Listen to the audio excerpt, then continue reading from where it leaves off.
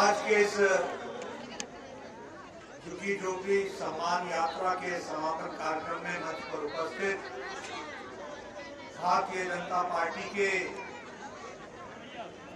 बहुत ही जुझारू और कर्मशील नौजवान अध्यक्ष श्री आदेश गुप्ता जी, विधानसभा में हमारे विपक्ष के नेता और हमारे वरिष्ठ सहयोगी सम्मानीय रामवीर बदूरी जी,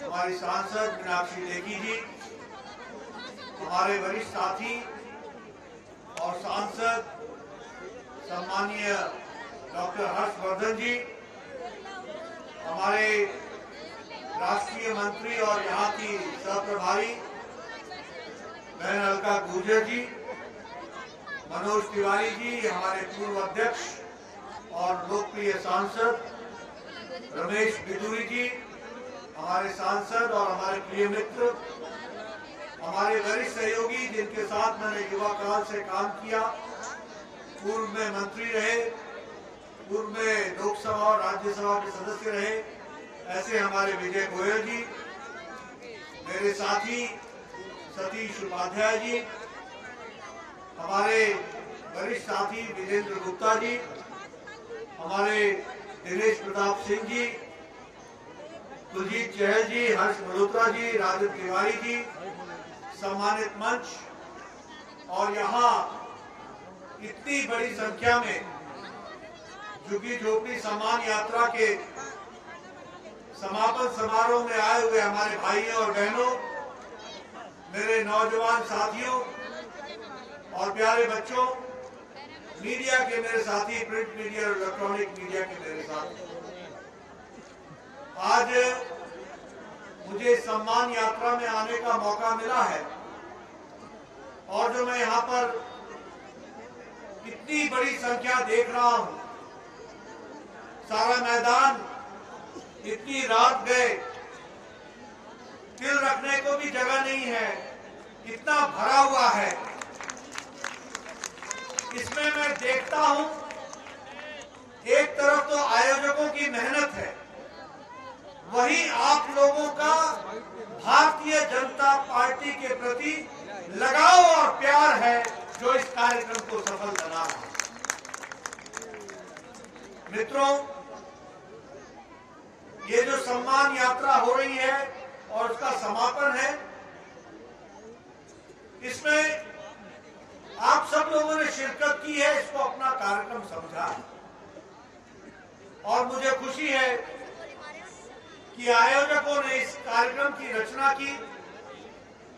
हमारे झुग्गी झोपड़ी बस्ती में रहने वाले भाइयों को सम्मान पूर्वक अच्छा जीवन जीने का हक और उसकी ताकत मिल सके, इसके लिए भारतीय जनता पार्टी प्रयासरत है और मुझे खुशी है कि जमीनी स्तर पर पार्टी ने उतरकर आपके साथ मिलकर जानकारी हासिल करते हुए एक उज्जवल दिल्ली, उसका भविष्य उज्जवल हो, वो अच्छे तरीके से जीवन यापन कर सके और सम्मान के साथ जी सके, इस कार्यक्रम को रूप देने का काम किया तो भारतीय जनता पार्टी ने किया और आप लोगों ने इसमें सहयोग किया, इसके लिए आपको मैं बधाई देता हूं।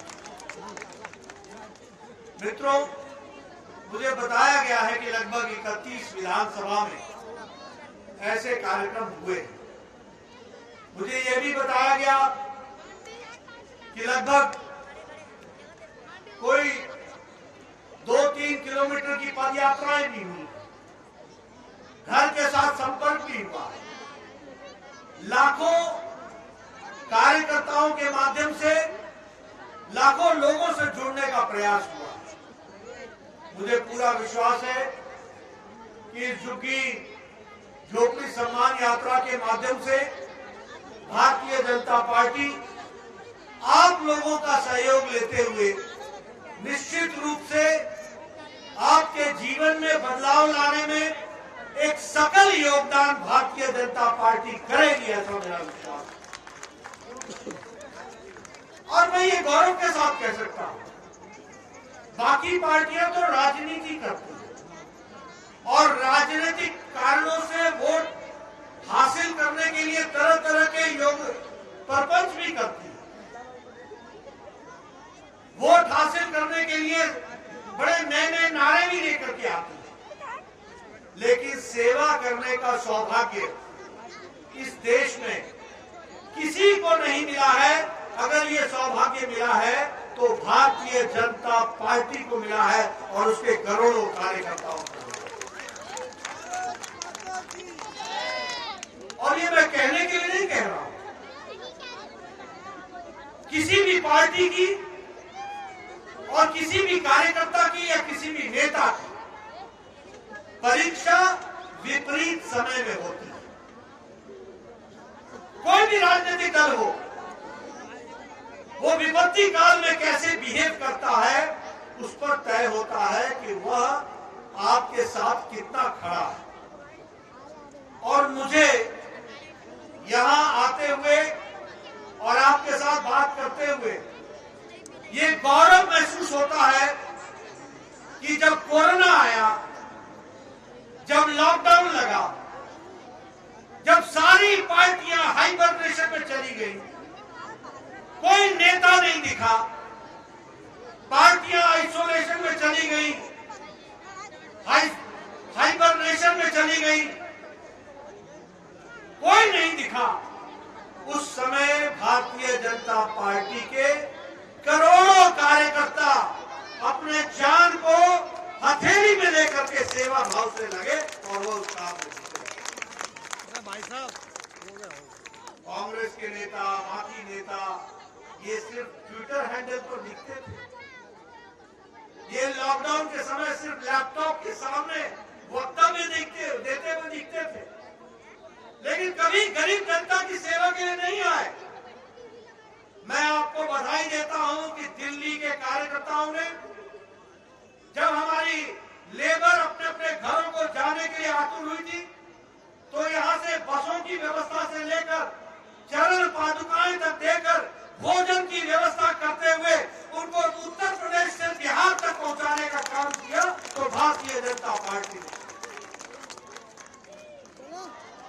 हम लोग दूसरी पार्टी के नेताओं के तरीके से एक टेलीविजन का पूरा खुलवा लेकर के किसी राहगीर जो बेचारा पैदल चल रहा था उसको खड़ा करके ये नहीं पूछ रहे थे कि तुमको कैसा महसूस हो रहा है। हमारे कार्यकर्ता लाखों की संख्या में उनको रोककर बसों में बैठाकर उनको बिहार तक पहुंचाने का काम कर रहा था, तो भारतीय जनता पार्टी का कार्यकर्ता। बोली मैं सच बोल रहा हूं कि नहीं बोल रहा हूं? मैं सच बोल रहा हूं कि नहीं बोल रहा हूं? और बाकी नेता टीवी को लेकर के जाते थे, पूछते थे तुमको कैसा लग रहा है, और जिसको कहते हैं कि कटे पर नमक छिड़कना, आग में घी डालने का काम करना, ये काम विपक्षी दलों ने पकड़ा था और सेवा का भाव, मर्म का भाव, उनको प्यार देने का भाव काम किया तो भारतीय जनता पार्टी ने। मित्रों, अगर मैं बात करूं तो कोई भी तरीके की कार्यक्रम हो, उस कार्यक्रम को हमारे प्रधानमंत्री नरेंद्र मोदी जी के नेतृत्व में इस देश को पूरी ताकत के साथ देने का काम किया तो नरेंद्र मोदी जी की सरकार ने और नरेंद्र मोदी जी के नेतृत्व में। और फिर मैं ये कहने के लिए नहीं कह रहा, देखिए हमारा देश 130 करोड़ 136 करोड़ का देश है और 136 करोड़ के देश को अगर किसी ने कोरोना से बचाने का काम किया तो वो नरेंद्र मोदी जी का नेतृत्व था जिसने 136 करोड़ की जनता को बचाया। और फिर मैं कहने के लिए नहीं कह रहा हूं, आप याद कीजिए अमेरिका स्वास्थ्य में हमसे ज्यादा सुदृढ़ और मजबूत था। सारा यूरोप, जर्मनी, इटली, फ्रांस, ये सब हमसे स्वास्थ्य में मजबूत थे, लेकिन ये फैसला नहीं कर पाए कि जान बचानी है कि आर्थिक स्थिति सुधारे रखनी है। ये फैसला नहीं कर पाए और नतीजा क्या हुआ कि इनके हमसे ज्यादा मजबूत होने के बावजूद भी इनकी स्वास्थ्य सेवाएं लड़खड़ाती हुई दिखाई दी। ये मुसीबत में पड़ गए, लेकिन मोदी जी ने समय पर रह करके कहा जान है तो जहान है, इसलिए लॉकडाउन लगा करके देश को तैयार किया और 130 करोड़ की जनता को बचाते हुए, और जब हम तैयार हो गए कोरोना से लड़ने के लिए तो मोदी जी ने कहा जान भी है और जहान भी है, दोनों को संभाल करके आगे बढ़े। ये है अंतर, ये हमको समझना चाहिए। अब वैक्सीनेशन की बात कीजिए। मैं स्वास्थ्य मंत्री रहा हूं, प्रदेश का भी रहा हूं और देश का भी रहा हूं।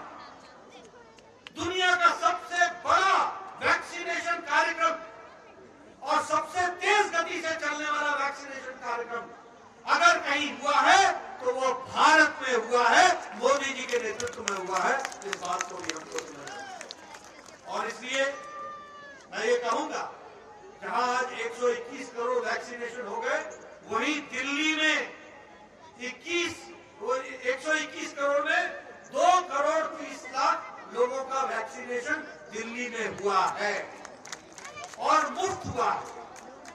और मैं आपको याद दिलाऊं, आप भूल जाते हैं, यही वैक्सीन, मैं स्वास्थ्य मंत्री रहा हूं, आपको मालूम होगा कि जापानी बुखार का इंजेक्शन जापान में 1930 में आ गया था, भारत में आने में 2006 को आया, जब योगी जी ने गोरखपुर में दिमागी बुखार जैपनीज इंसेफ्लाइटिस के लिए लड़ाई लड़ी, तब भारत में 2006 में वो इंजेक्शन आया। टेटनस का इंजेक्शन, ये इंजेक्शन 1948 में आ गया और भारत में टेटनस का यूनिवर्सल इम्यूनाइजेशन प्रोग्राम में 1978 में टेटनस हमको मिला। लेकिन जब कोरोना आया तो 26 जनवरी को पहला केस आया था भारत में और 16 अप्रैल को प्रधानमंत्री जी ने टास्क फोर्स बना करके वैक्सीनेशन का कार्यक्रम शुरू किया और 9 महीने के अंदर एक नहीं 2 वैक्सीन भारत को दी गए। इस बात को आपको समझना है। और उस समय क्या कहा हमारे विपक्ष के नेताओं ने, ये वैक्सीन अच्छी नहीं है, इसका ट्रायल नहीं हुआ है, इसको लगाने से दिक्कत होगी।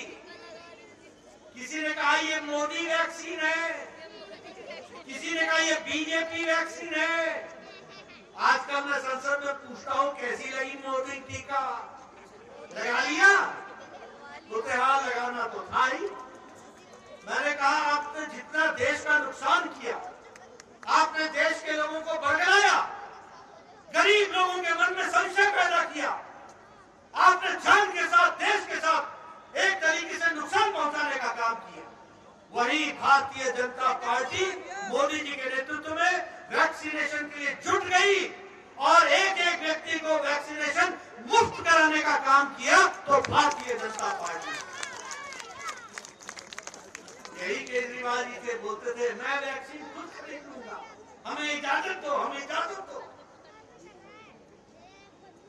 मैं कहना नहीं चाहिए, लेकिन अब किसी को हींग की गड्डी मिल जाए, वो पंसाली बन जाए तो बात अलग है। हम खरीदेंगे। मोदी जी ने कहा ले लो 10 दिन में लौट के आ गए, यू टर्न अबाउट टर्न, नहीं आप भी दिलाओ और मुफ्त दिलाओ। ये मोदी जी है जिन्होंने कहा कि 21 जून से सबको मुफ्त टीका लगेगा और 121 करोड़ लोगों को टीका लगा। ये हम लोगों को ध्यान रखना है। 121 हमारे डोज लग चुके हैं, इसको हमको ध्यान रखना है। वर्ल्ड का सबसे बड़ा टीकाकरण ये परिवर्तन है, ये नेतृत्व है। इस नेतृत्व के नेतृत्व में हम सब लोग चल करके आगे बढ़ने का काम कर रहे हैं। मित्रों, सारी दुनिया में कोरोना की लड़ाई सरकार ने अमेरिका की सरकार थी, चाहे यूरोप की सरकार थी, चाहे ब्राजील की सरकार थी, सब जगह सरकार थी। लेकिन मोदी जी ने कोरोना की लड़ाई सरकार के साथ साथ समाज को साथ लेकर के ये लड़ाई लड़ी। इस बात को आप याद करो, आप याद करो, कभी ताली बजाओ, कभी थाली बजाओ, कभी दिया जलाओ, सबको साथ लेकर के चलना। अब हमारे विपक्ष के नेता कहता था थाली क्यों बजा रहे, ताली क्यों बजा रहे? अरे तुमको क्या समझ में आएगा, ये भारत देश है, ये 130 करोड़ का देश है, इसको जगाना आना चाहिए और मोदी जी को जगाना, समाज को साथ लेकर के ये लड़ाई लड़ी। इस बात को आप याद करो, आप याद करो, कभी ताली बजाओ, कभी थाली बजाओ, कभी दिया जलाओ, सबको साथ लेकर के चलना। अब हमारे विपक्ष के नेता कहता था थाली क्यों बजा रहे, ताली क्यों बजा रहे? अरे तुमको क्या समझ में आएगा, ये भारत देश है, ये 130 करोड़ का देश है, इसको जगाना आना चाहिए और मोदी जी को जगाना आता था, उन्होंने जगाया और ये देश बेहतर के काम किया। इसलिए मित्रों, अगर मैं बात करूं, ये घटनाएं आपको समझने लायक है, समझना चाहिए। 100 साल पहले जब महामारी आई थी तो बीमारी से ज्यादा लोग भूखमरी से मर गए। 100 साल पहले जब भारत में ये महामारी आई तो बीमारी से ज्यादा लोग भूखमरी से मर गए। और प्रधानमंत्री मोदी जी ने कहा भारत में कोई भी भूखा पेट नहीं सोएगा। इसलिए मार्च महीने 2020 से प्रधानमंत्री गरीब कल्याण अन्न योजना के तहत 5 किलो गेहूं या 5 किलो चावल, 1 किलो दाल, नमक और तेल की व्यवस्था की गई और ये छठ के तक की गई और इस साल भी छठ तक की गई। और अभी पिछले कैबिनेट में प्रधानमंत्री जी ने प्रधानमंत्री गरीब कल्याण अन्न योजना को 2022 के मार्च तक मुफ्त देने का तय किया है। बताइए राशन मिल रहा है कि नहीं मिल रहा है? मिल रहा है कि नहीं मिल रहा है? पीछे से मेरे को आवाज चाहिए, राशन मिल रहा है? और हमारे यहाँ कई लोग होते हैं वो छापा मारना जानते हैं। कई लोगों ने क्या किया कि मोदी जी का राशन और अपना फोटो लगा करके आगे बढ़ाना शुरू, ये काम भी पकड़।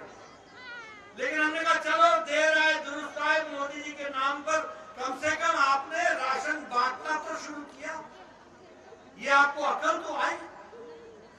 लेकिन प्रधानमंत्री गरीब कल्याण अन्न योजना के तहत ये काम किया। प्रधानमंत्री आत्मनिर्भर कार्यक्रम, इसके तहत 20 लाख करोड़ रुपए खर्च किए जा रहे हैं। दिल्ली में भी उद्यमियों को इसके लिए प्रशिक्षण दिया जा रहा है।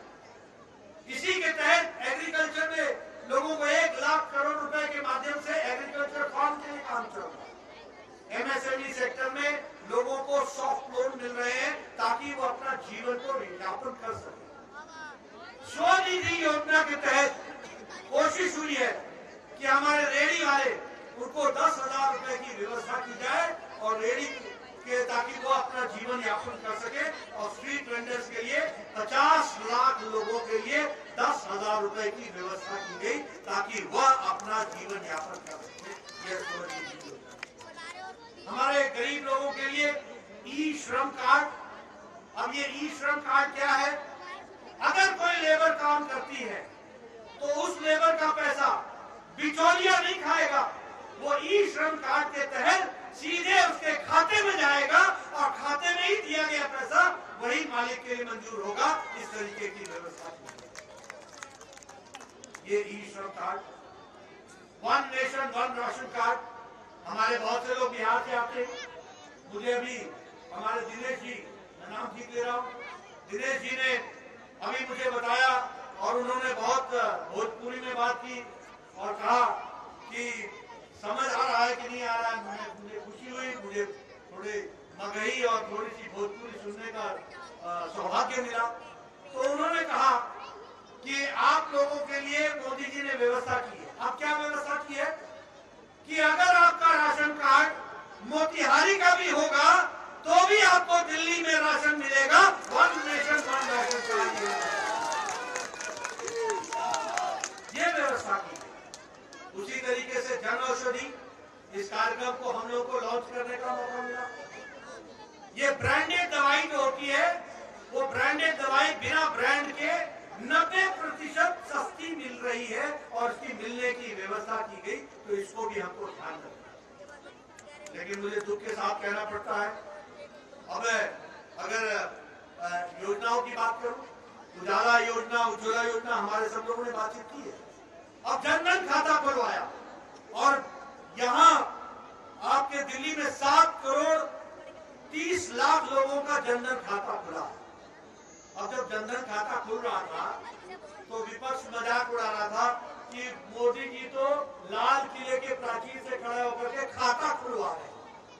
उनको मालूम नहीं था कि मोदी जी की दूरदृष्टि है और वो दूरदृष्टि का नतीजा रहा कि जब कोरोना आया और सब जगह लॉकडाउन था तो 20 करोड़ बहनों के खाते में 500 रुपए पहुंचाने का काम यही जनधन खाते से किया गया। ये हमको ध्यान रखना है।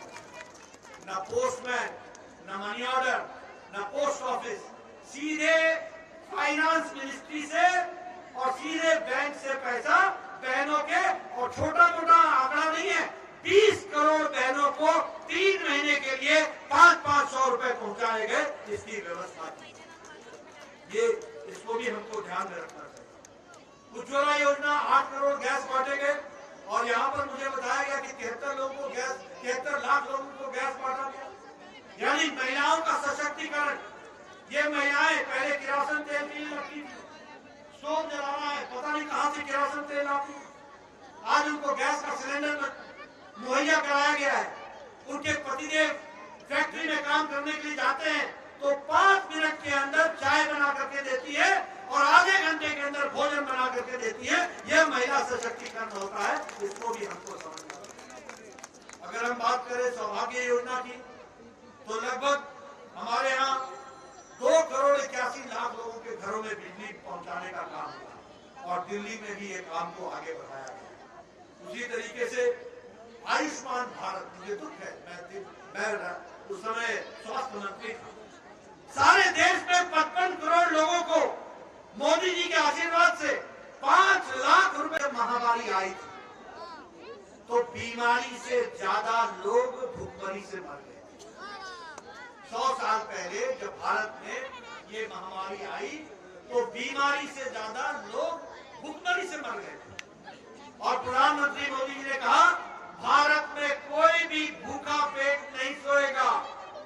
इसलिए मार्च महीने 2020 से प्रधानमंत्री गरीब कल्याण अन्न योजना के तहत 5 किलो गेहूं या 5 किलो चावल, 1 किलो दाल, नमक और तेल की व्यवस्था की गई और ये छठ के तक की गई और इस साल भी छठ तक की गई। और अभी पिछले कैबिनेट में प्रधानमंत्री जी ने प्रधानमंत्री गरीब कल्याण अन्न योजना को 2022 के मार्च तक मुफ्त देने का तय किया है। बताइए राशन मिल रहा है कि नहीं मिल रहा है? मिल रहा है कि नहीं मिल रहा है? पीछे से मेरे को आवाज आइए, राशन मिल रहा है? और हमारे यहाँ कई लोग होते हैं वो छापा मारना जानते हैं। कई लोगों ने क्या किया कि मोदी जी का राशन और अपना फोटो लगा करके आगे बढ़ाना शुरू, ये काम भी पकड़ लिया। लेकिन हमने कहा चलो देर आए दुरुस्त आए, मोदी जी के नाम पर कम से कम आपने राशन बांटना तो शुरू किया, ये आपको अकल तो आई। लेकिन प्रधानमंत्री गरीब कल्याण अन्न योजना के तहत ये काम किया। प्रधानमंत्री आत्मनिर्भर कार्यक्रम, इसके तहत 20 लाख करोड़ रुपए खर्च किए जा रहे हैं। दिल्ली में भी उद्यमियों को इसके लिए प्रशिक्षण दिया जा रहा है। इसी के तहत एग्रीकल्चर में लोगों को 1 लाख करोड़ रुपए के माध्यम से एग्रीकल्चर फार्म के लिए काम चल रहा है। एमएसएमई सेक्टर में लोगों को सॉफ्ट लोन मिल रहे हैं ताकि वो अपना जीवन को यापन कर सके। स्वनिधि योजना के तहत कोशिश हुई है कि हमारे रेडी वाले उनको 10,000 रुपए की व्यवस्था की जाए और रेडी कि ताकि वो अपना जीवन यापन कर सके। और स्ट्रीट वेंडर्स के लिए 50 लाख लोगों के लिए 10,000 रुपए की व्यवस्था की गई ताकि वह अपना जीवन यापन कर सके। यह स्वनिधि योजना। हमारे गरीब लोगों के लिए ई श्रम कार्ड। अब ये ई श्रम कार्ड क्या है?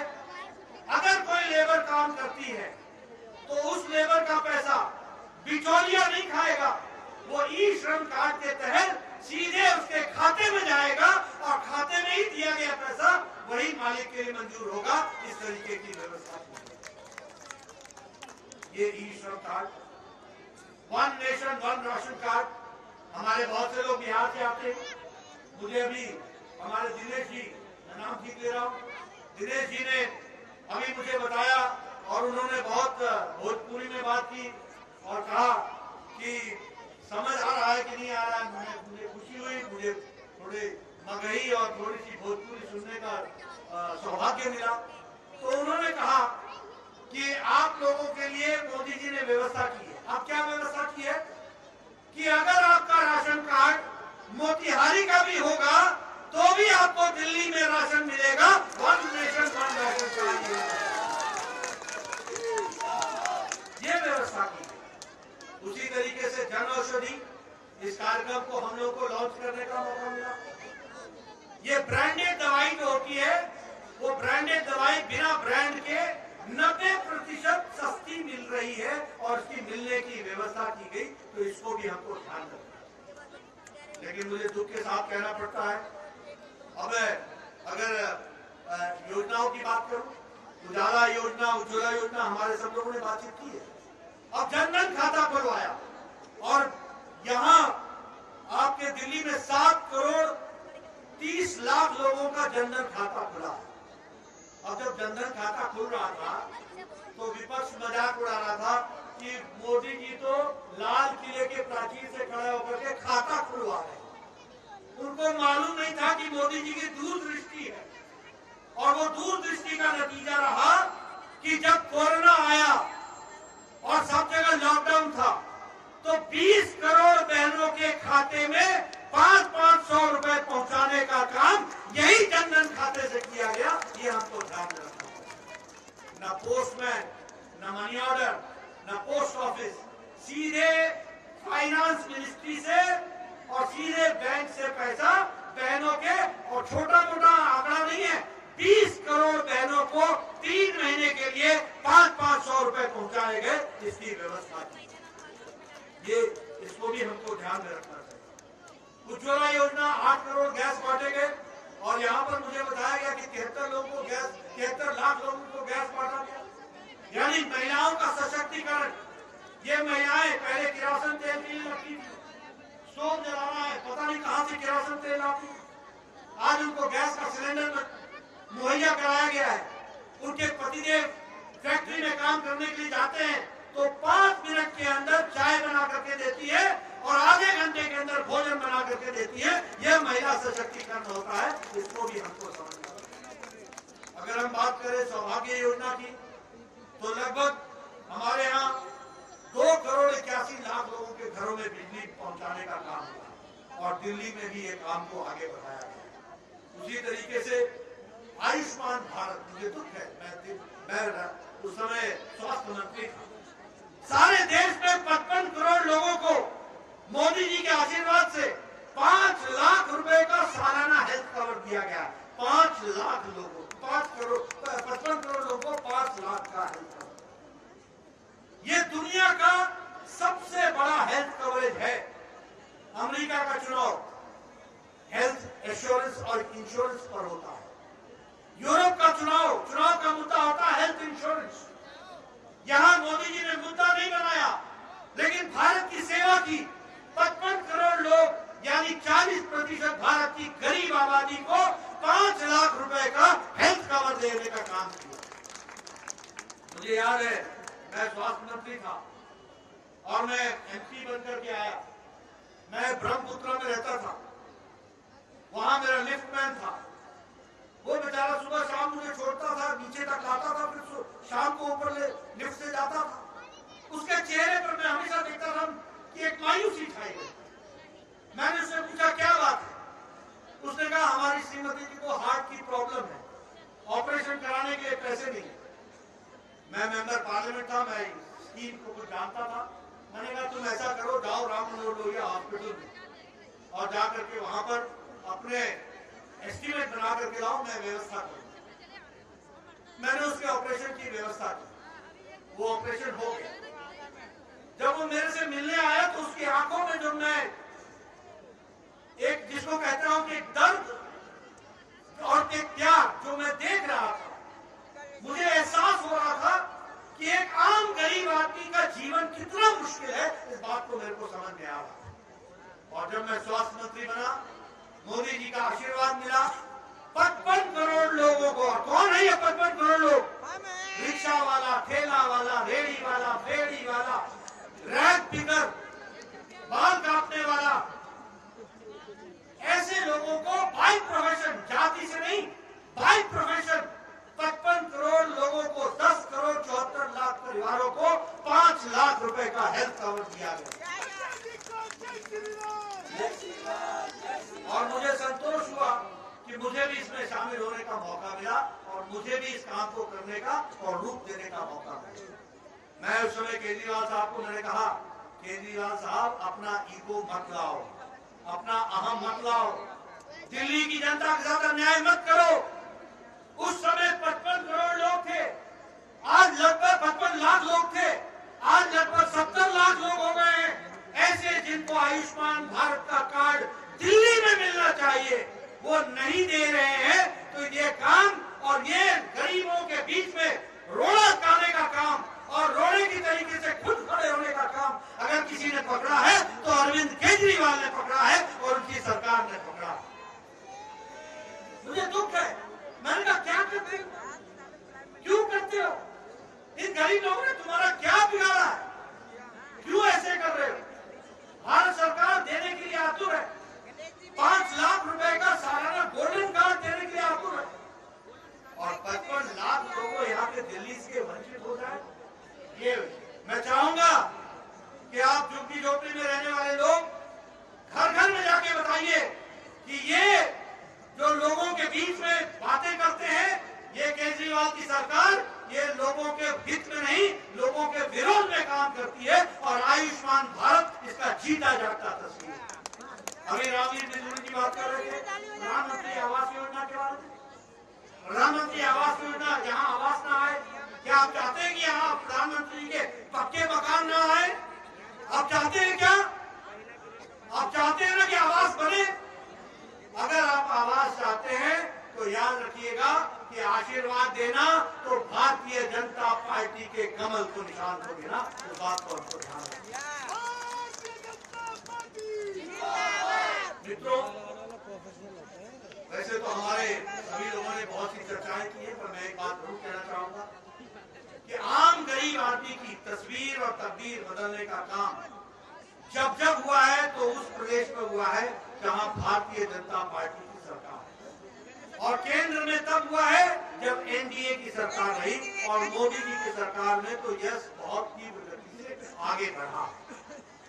इसलिए फिर चाहे मैंने कहा महिला सशक्तिकरण हो, युवा सशक्तिकरण हो, स्टार्टअप हो, स्टैंड अप हो, कोई भी योजना हो, सारी योजनाएं युवाओं को, महिलाओं को सशक्तिकरण की ओर ले जाती है। लेकिन जब मैं दिल्ली की बात करूं तो यहाँ सिवाय झूठा प्रचार और कुछ, और हर बात का कहीं न कहीं किसी न किसी पर दोषारोपण करना ये दिल्ली सरकार की आदत बन गई। अपने ऊपर नहीं लेना, जो काम नहीं हुआ केंद्र सरकार ने नहीं किया और जो काम हो गया किया मोदी जी ने, अपनी तस्वीर चिपका के आगे बढ़ा दिया। यही काम पकड़ा हुआ और कोई काम नहीं। Advertisement advertisement advertisement. 60 करोड़ रुपए का 60,000 करोड़ रुपीस ये खर्च हो रहे हैं। 60,000 करोड़ रुपीस ये जल निगम का लोन है 2015 से। सीएजी ने 23 चिट्ठियां लिख चुकी है। सीएजी कैग कोई जवाब नहीं। संवैधानिक इंस्टीट्यूशंस का डिसरिस्पेक्ट करना, संवैधानिक इंस्टीट्यूशंस का अपमान करना, उनका अवमानना करना, यह दिल्ली सरकार की रिवायत है। और अगर मैं बात करूं, कहते थे यहाँ पर टैंकर माफिया हम समाप्त कर देंगे। कहते थे कि क्या टैंकर माफिया समाप्त हो गया? क्या हुआ? क्या दुगने टैंकर चलने लगे हैं, दुगने, डबल। और पानी का क्या क्वालिटी है ये आपको मालूम है। एक तरफ मोदी जी जल मिशन के तहत, हर घर जल के तहत, लाहौल स्पीति के जिसको कहते हैं माउंटेन के रेगिस्तान, वहां पर भी पानी घर घर पहुंचाने का संकल्प पूरा करते हैं। वहां दिल्ली में लोगों को पानी नसीहत नहीं होती है। ये केजरीवाल की सरकार आकर बताइए, ऐसी सरकार को रहने का हक है क्या? ऐसी सरकार को रहने का हक है क्या? याद रखना, प्रजातंत्र में उंगली का बहुत महत्व होता है। समय पर बटन दबाना और कमर दबाना, इस बात को हमेशा ख्याल रखना। मित्रों, अगर मैं बात करूं कोरोना के दौरान, चाहे वो है, आपको मालूम है कि ऑक्सीजन के बारे में कितनी बड़ी राजनीति थी, यानी मानवता के साथ राजनीति, मानवता के साथ। मोदी जी ने एक सप्ताह के अंदर 3000 मेट्रिक टन को बढ़ा करके उसको 9000 मेट्रिक टन तक पहुंचा दिया ऑक्सीजन को। और जल से, थल से और वायु से, तीनों से ऑक्सीजन को यथास्थान पहुंचाया गया। और पीएम केयर फंड में पीएसए के प्लांट लगाने का काम तीव्र गति से चला, ये हम जानते हैं। लेकिन यहाँ पर गलत आंकड़े पेश करके लोगों को गुमराह करने का काम, और हाई कोर्ट से झिड़क पड़े यहाँ की सरकार को, ये तो आए दिन की बात होती है, लेकिन कोई असर नहीं पड़ता है, कोई असर नहीं पड़ता। अभी अभी हमारे आदेश जी बता रहे थे कि 40,000 का सामान, 22 लाख नीचे तक खर्च करने का सामान और 16 करोड़ का एडवर्टीजमेंट, 16 करोड़ का। ये देखो, ये क्या खेल। और ये 16 करोड़ किसके हैं? क्या केजरीवाल जी अपने पॉकेट से दे रहे हैं? नहीं, ये आम गरीब आदमी का टैक्स है। इस टैक्स के पैसे का दुरुपयोग करके अपनी तस्वीरों को चमकाने का काम कर रही है, तो केजरीवाल सरकार कर रही है। इस बात को हमको ध्यान रखना। झूठा प्रचार हर तरीके से, जिसको बोलते हैं कि शुगर कोटेड तरीके से चीजों को रखने का प्रयास, और अंदर क्या सच्चाई है वो आप सब लोग जानते हैं। मित्रों, हम लोगों ने जिस बात को कहा है उसको हम अक्षरशः पूरा करने के लिए प्रयासरत है, और उसको हम पूरा करेंगे, हमारा कमिटमेंट है। आज चूंकि सम्मान यात्रा के तहत इसके समापन कार्यक्रम में मुझे आने का सौभाग्य मिला, मैं ज्यादा ना बोलता हुआ, क्योंकि आप सब लोग बहुत देर से आए हुए हैं, आपको मैं ज्यादा रोकूंगा नहीं। मैं माताओं बहनों ने जाकर के घर में परिवार के लिए भोजन भी बनाना है, और हमको कम से कम परिवार की चिंता तो करनी चाहिए, इसलिए मैं आपके बीच में ज्यादा समय नहीं रहूंगा। लेकिन यह जरूर कहना चाहता हूं कि यह कार्यक्रम का समापन हो सकता है, भारतीय जनता पार्टी का सेवा का कार्यक्रम का समापन नहीं है। हम निरंतर आपकी सेवा करते रहेंगे, हम निरंतर आपके साथ खड़े रहेंगे, और राजनीतिक कारणों से नहीं, देश सेवा लेकर के दिल्ली का नागरिक सम्मान के साथ जी सके, एक हंसती खेलती दिल्ली आगे बढ़े, इस बात को लेकर के हम काम में जुटे। और मुझे फिर से मैं आदेश गुप्ता और उनकी टीम और भारतीय जनता पार्टी के लाखों कार्यकर्ताओं को धन्यवाद देता हूं, जिन्होंने इस कार्यक्रम को अच्छे से रचा, आप तक पहुंचने का प्रयास किया है। मैं भी कोशिश करूंगा आप तक पहुंचूं और आपकी समस्याओं को जानूं, और उसका निराकरण करने के लिए, निवारण करने के लिए हम सब लोग अपना योगदान करेंगे। आपने मेरी बात सुनी, बहुत बहुत धन्यवाद। नमस्कार, मैं हूं मानक गुप्ता। अगर आपको हमारा ये वीडियो पसंद आया हो तो इसे लाइक और शेयर जरूर करें, और हाँ, हमें सब्सक्राइब और फॉलो करना ना भूलें, ताकि आप देश और दुनिया की कोई खबर मिस ना करें। तो जुड़े रहिए हमारे साथ और देखते रहिए न्यूज़ 24।